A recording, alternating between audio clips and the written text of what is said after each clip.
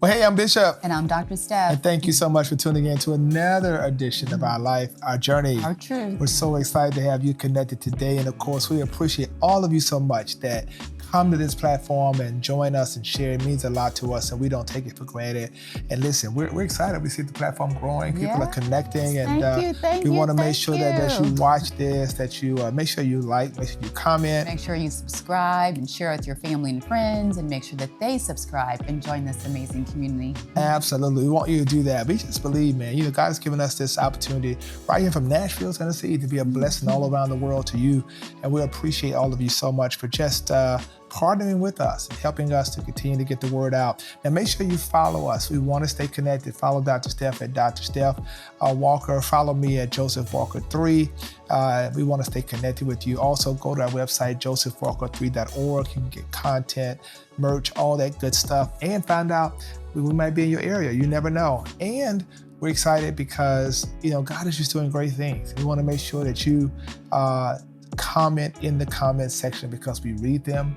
It means a lot to us, and we want to know what you're thinking. So as we are talking today, if you have a question or even have an idea you want us to address, make sure you put it in the comment section, right? So we appreciate you so much. So we want to talk today about what makes the core four work for us, and we want to center that and anchor that around, some core values of our family. And this whole idea of core four really came from the fact that there are four of us. We have two beautiful children, and we thought, in terms of, how the body functions, that your core really determines, I think, a lot of your physical health. Gut health matters. How you, build a strong core can determine your posture, can determine your confidence, a lot of things like that. So, and also just like the core of anything, the core of any organization, the core of, the circle, the core of the apple, the core of the bicycle wheel. Like the core is what holds it all together. If the core is not together, then everything else around it falls apart. And I think another reason that it came about was because our lives were so, I won't say divergent in a bad way, but we were being pulled in so many directions. And so naming ourselves the core four is a constant reminder of what's most important. The core, the four of us. Yes, it's great to follow, your passions and help everyone around you and, put your fingers and all these amazing, organizations and tasks and what have you. But the core is the priority. And it's a constant reminder that no matter how far you go out, coming back in, is always sort of the home base. Right? No, absolutely. I think it's, it's about recentering too, right? That's exactly right. Recenter our lives around, what God was doing. And we've seen incredible harvest and fruit of that. So I think though, like one of the things was that as go-getters, sometimes it's hard for you to feel like it's okay to focus on just your family, right? We don't just focus on our family, but in some seasons, we feel like if that needs to be the priority, then that needs to be the focus. But as go-getters, you feel guilty for doing that. And then one of the things that we had to come to grips with was at the end of the day, this family that we have been blessed with was just that, a blessing from the Lord. It's something that we prayed for, something that we asked for, something that God helped us build.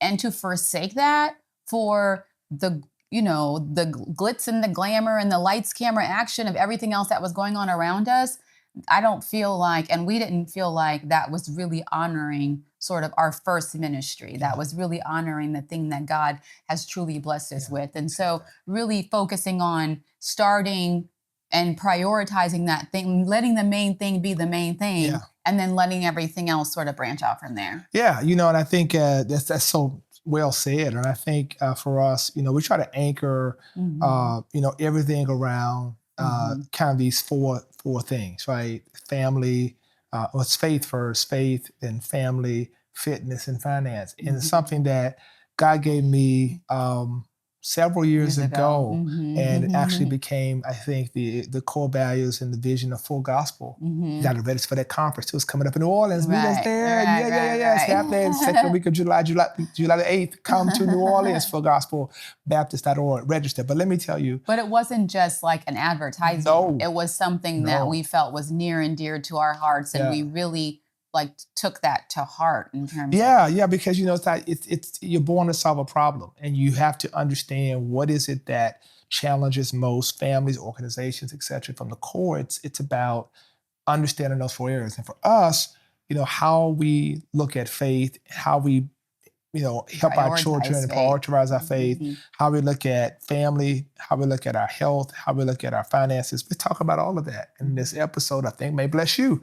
And so we talk about faith for us. One of the things that we were very passionate about is creating kind of an opportunity for our kids, one, to see us model faith before them, to pray together as a family, to worship together as a family, to have downtime when we talk about God, talk about what they've learned, but also to allow them the opportunity to come into faith in their own time. In their own way. Yeah, 100%. Yeah. I think helping them not even understand cognitively, but just see, and by seeing and what we're demonstrating, them come to it themselves in terms of, our relationship with God is just not something that we do or something that we demonstrate. It's part of who we are. Yeah. And like, you can even see it with little Joseph. Like, if we're trying to run out the door, he will stop in front of the door. Let's pray. And not let anyone out and say, yes, we have to pray before we leave. Yeah. His sister Giovanni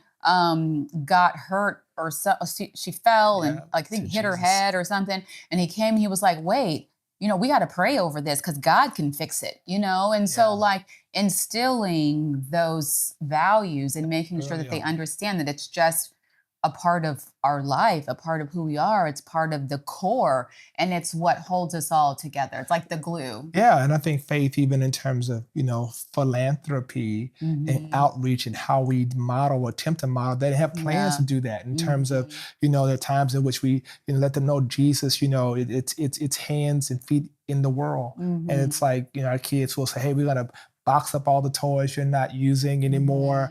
We're going to give them to less fortunate children. Be a blessing. That's the heart of God. And so not being selfish. And understanding that you don't give away garbage or trash or broken things. You give away things that you like, that you think that someone could be blessed with. Oh, absolutely. And so I think that's just, modeling faith has been I think even in terms of our relationship, I think, being able to pray. One of the things that I think is important to say, right? We started out, because you understand, like I'm a pastor, so I teach and preach the word of God, and my devotional styles, her devotional styles, we've learned are a little different.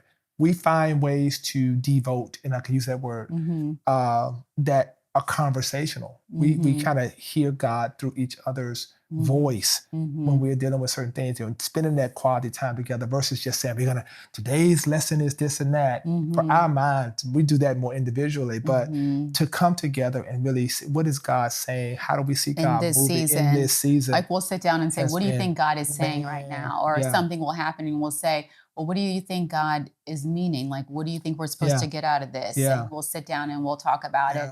And then even in that conversation, a scripture will come up and we'll be settled on that, and our spirits will be settled, and then we'll move on to the next thing. And we've seen the fruit of that, right? Because even more recently, like, she'll go somewhere, we'll be thinking about how we're going to do something. We'll come back like, I was just saying that. Same things, like, like you're on the same page, you're on the same frequency. That it's God, Yeah, and so that's always good. So you think about, family, right? That's faith. Family, I think, is also important because for us, we talk so often about the core four works for us because everything centers around our family.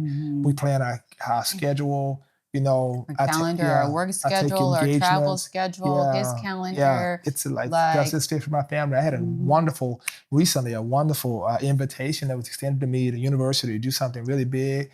And I couldn't do it because I was like, hey, it's my daughter's field day and her birthday. I can't be away on that, right? That's right. And I thank God for the invitation, but we often want people to know, if it fits into our family life, we're going to make it happen. We're going to figure out how to, make certain that the family doesn't feel the brunt of the schedule and the weight of what we're doing. And so family, it's a lot to do with, us doing things. We're talking about like her taking Giovanni out on the girls' shopping trip, me taking Joseph to the, batting cage, and we having boys time and going to get ice cream. And that stuff means something when family is a priority, and you see the benefit because you can see how other people are being blessed by that witness but your family is being blessed because what I know is that when we come home, our home feels at peace and It's a sanctuary. It's a sanctuary. Our home is our sanctuary. Yeah, not that drama and stress. Everybody's like. And also and you don't have to be a physician and a pastor to experience this, right? Like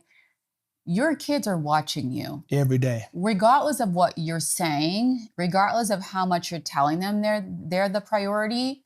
If they don't feel like they're the priority, they're not, right? And so with us, our kids will watch to see if he's going to take that engagement. They'll watch to see if he has to leave early from one of their events or if he stays and goes to wherever he's going late, And when he stays and when he shows up, they know that they have been chosen and that they are the priority. And the look up, on their face and the pride and the joy on their face, I think is priceless. Like kids need to know that they're valued. Yeah. Spouses need to know that they're valued too. Amen.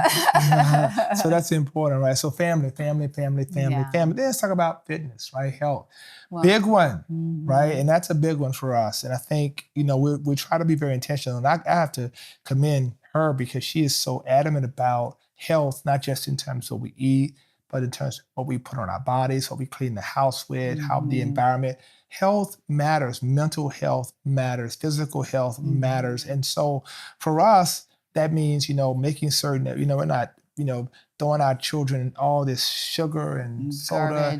Our kids don't even like it. They would eat fruit. If you put candy and fruit in front of our kids, I bet you they'll look at times. the candy, they'll grab the candy, but they'll eat the fruit and take one bite of the candy and throw it away. Yeah, it's all or about my son, options. He'll grab the donut and be like, oh my gosh, this looks so good. He'll take 2 bites and be like, Mommy, I think I'm going to save this for later. And he'll go in the refrigerator and grab a yogurt or grapes or something. Yeah. You cultivate that in your kids, right? That's the cultivating of that environment, the health environment. And of course, spending that time working out, taking care of yourself, watching what you eat, making certain that you don't have to be like, just, Hulk Hogan, Superman. Yeah, man. No, it's just about being cognizant of doing a little research about and talking to your physician about what can you do to make certain that your blood pressure is good, to make sure that your BMI is good, to make sure that you're walking every day or doing something, activity. Your cholesterol level. Park a little further away when you go somewhere and walk versus always trying to get up close and taking the stairs sometimes. Those things, getting that 30 minutes in a day and just eating right. Being active. Active and not sedentary. You don't have to lift weights and be muscle man. If you just get up and walk a little bit. That'll help you. Yeah. You heard the doctor, right? Yeah. And mental health is important too, right? Mental health. Well, and just going back to just your physical health, right? Like at the end of the day, in order to do all those things that God has put in your path to do, you got to be healthy enough to do it. And we talk to our kids about that all the time too. Like Joseph, he's into sports and what have you. We talk about, well, you got to eat right in order to have that energy. And Giovanni's, our little prima ballerina, like the same thing. Like, what are you choosing on your plate that's going to give you energy that's going to last the rest of the day, as opposed to quick sugars or what have you. And so teaching them so that they can actually see and experience it for themselves, but they're watching us as well. And as a mom, a parent, a wife, a sister, daughter, like I can't take care of my parents. I can't take care of my kids. I can't take care of my husband if I don't take care of myself first. Right? So if I'm walking around sick and all this, then everyone else around me suffers. And so prioritizing myself so that I can then turn around and prioritize and make sure that my family is taken care of. Check mark on that, right? And that's about mental health too. That's about making certain. I try to, she'll tell you, I spend time, I read so much. It's about mental health. It's about exercising this muscle, but also that's why I lose myself from all the stuff and stress and just get into a story, get into something that's building me up. Mental health is important, and being still and understand the power of stillness. I think and de-stressing. And, when you are able to identify those things that cause you stress, whether it's people, things, work, whatever, like being able to release those things to their destiny and find things that are less stressful for you to the best of your ability. No, I'm not telling you quit your job. You didn't hear that. Don't tell them people that Dr. Steph said quit. But you should think about trying to figure out possibly something else to do, or possibly something else to fill some of that time, that can help you de-stress. And when that phone rings and you look and you see that it's someone who's always complaining or always nagging or always pulling you into their drama, just don't answer it. Well, that's it, man. And it's really okay. Text them back and be like, hey, I'm caught up in a meeting or what have you, and don't call them back. This is the season of Akuma Matata. Akuna Matata. Yeah, I know that's right, because we're not no worry, no stress. You have to protect your peace. Yeah, I just preached about that, didn't I? Protect your peace, because I said it. No, well, absolutely. Well, no. Anyway, all right. But no, I think it's incredibly important. And I think that when you think about physical health, fitness, it matters. It's about finance. Yeah. Having a plan, like, because that creates a lot of stress if it's not together. Yeah, I was just going to say that. Right, you really have to make certain that you have a team approach. And for the core four, what we've done, let's talk about what we've done with our kids.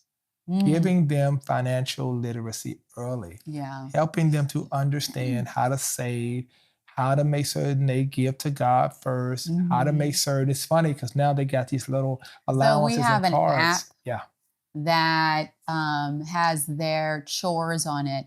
And instead of giving them a specific allowance at the end of the week, they know what that allowance is supposed to be, but they're tied to daily chores. And the app, they do their chores, they go into the app, they click on the little button that says that they've done their chores, and they can see the tally building up towards the end of the week about what percentage of their chores they've done. So based on the percentage of the chores that they've done, that's the percentage of their allowance. So you can choose to do nothing and you will get nothing.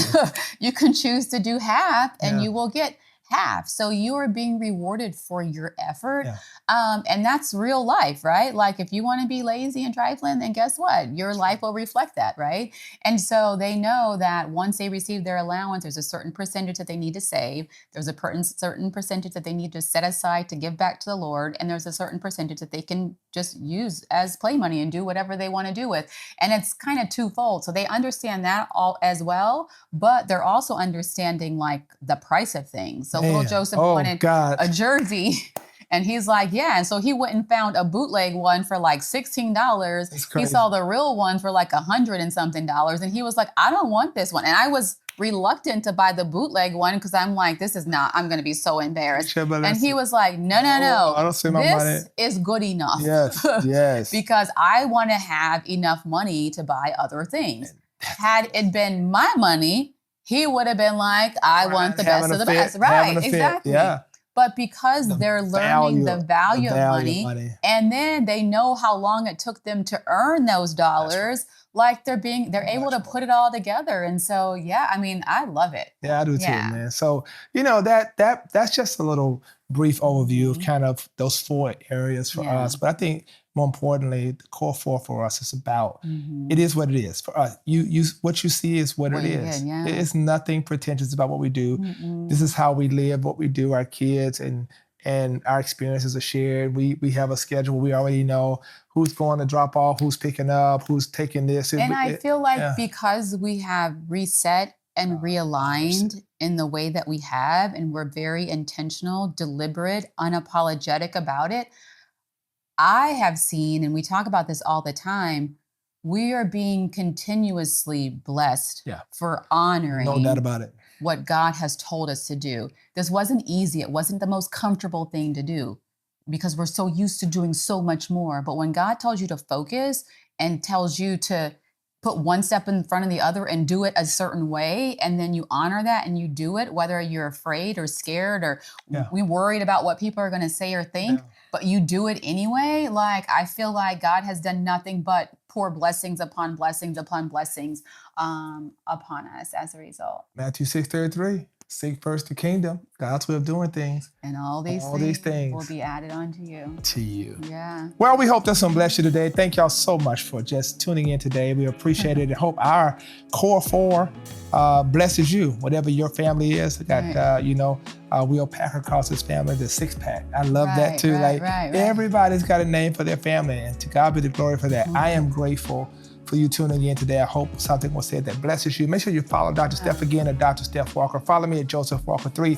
Comment, guys. We want to hear your comments. Make sure you let us know your thoughts, questions you have, and please subscribe.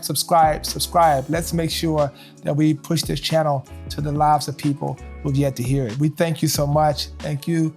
I'm Bishop. And I'm Dr. Steph. Until next time. Peace out.